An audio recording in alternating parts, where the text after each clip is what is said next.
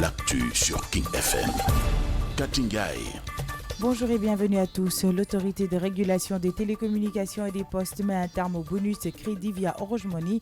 Doudou Ndiaye, secrétaire général du réseau national des prestataires de services de transfert d'argent, a déclaré que cela est l'aboutissement d'une lutte de longue haleine, qu'il considérait que ce bonus était l'arme secrète d'Orange Money et que cela siffle la fin de la concurrence déloyale. L'organisation Renapta adopte une position radicale pour ne plus avoir d'opérateurs de téléphonie dans le secteur du transfert d'argent.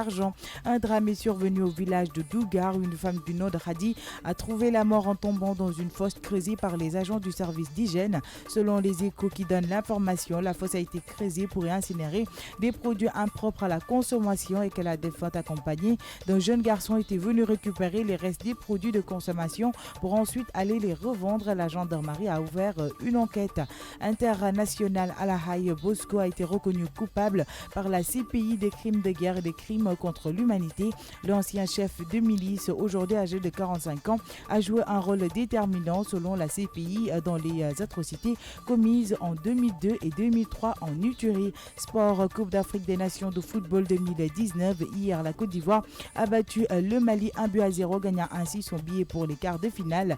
Et la Tunisie a gagné le Ghana au tir au but et se retrouve en quart de finale aussi. Les quarts de finale vont démarrer dès demain mercredi 10 juillet. Le Sénégal va ouvrir le bal avec un match contre le Bénin à 16h et le Nigeria fera face à l'Afrique du Sud à partir de 19h. Musique pour refermer ce flash. Nous vous proposons d'écouter la chanson Upena de Carlo D, un morceau dans lequel il rend hommage à toutes les femmes du monde.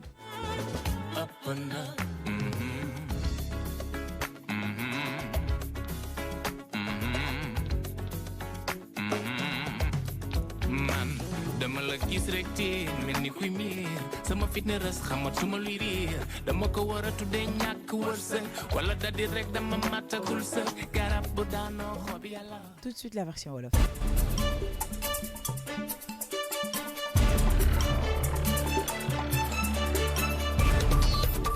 yéen a ngi déglu King FM ci 99.4. mbokk yi dalee nag jàmm ci seen tënkum xibaar ñu tàmbali kook autorité de régulation des télécommunications et des postes ñoom ñi la rek daal jamono ji daal dinañu dakkal li nga xamante ne rek moom moo di bonus crédit via Orange Money kii di Doudou Ndiaye nekk secrétaire général du réseau national des prestataires de services de transfert d'argent daal dinay xamle ne loolee rek kontaan nañu ci bu baax ndaxte ab xeex gu yàggoon la ndax dañoo daal di jàpp ni bonus yooyu le moom moo nekkoon arme secrète Orange Money rek ngir daal di téye nit ñi te li ni mel rek jamono ji jeexal na li nga xamante ne rek moom moo di concurrence déloyale. Ñoom organisation Renapta nag jamono ji dañu taxaw temb rek ngir xeex bépp opérateur téléphonie ngir rek ñu jóge ci li nga xamante ne ñoom ñoo di wàllum transfert d'argent. Ab jëye rek moom moo daal di am foofu lit village bu Dougar. Ab soxna suy wuyoo ci turu Xadi nag moom moo daal di ñàkk bakkanam bi nga xamante ne rek daal di nay daanu ci ab fosse goo xamante ne rek ñii di agence du service d'hygiène ñoom ñi de ñoom ñoo ko daal di gas bu nu sukkandikoo rek ci les échos mi joxe xibaar bi ni mel.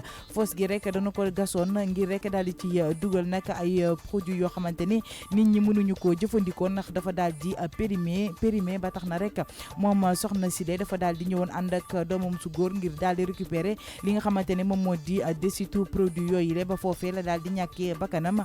Gendarmerie daal dinañu ci ubbi ab l'enquête ca bitim réew kii di Bosco nag fi mu nekk nii lañu ko doon toppee yëpp nag daal dinañu koy jiiñ ni fi mu nekk nii rek dinañ ko daal di tëj ca kaso ba bu nu sukkandikoo ci waa CPI.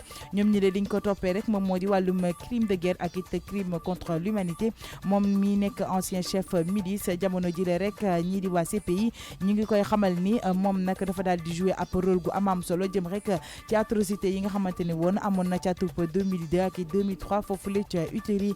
wàllum tàggat yaram Coupe d'Afrique des Nations de football 2019 niki démb rek Côte d'Ivoire daal dinay gagné Mali benn bal ci dara ba tax na rek moom mi daal dinay dem ca quart de finale ya. Tunisie gagné équipe bi nga xamante ne rek moom moo di Ghana jëm ci wàllum tir au but ba ñoom it daal dinañu dem ca quart de finale ya. ca loolee rek quart de finale yi dina am niki suba fukki fan ci weeru juillet atum 2019. Sénégal nag moo ko nar a ubbi jàkkaarloog ñi nga xamante ne ñoom ñoo di waa Bénin niki ñeenti waxtu ci ngoon teg ci Nigéria Afrique du Sud niki juróom-ñaari waxtu ci ngoon. ñu jeexalee tënkum xibaar yi ak wuyu Carlou D bi lay di ëpp na nekk wuy boo xamante ne rek da ciy delloo njukkal jigéenu àddina bi yëpp. Man mënuma ko gëm. Careful what you do to me. What goes around comes around.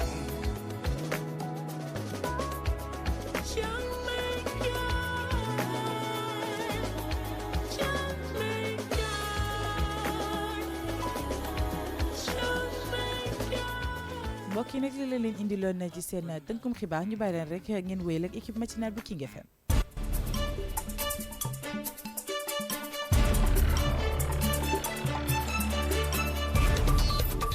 Rejoignez-nous sur notre Facebook, Twitter, Instagram, King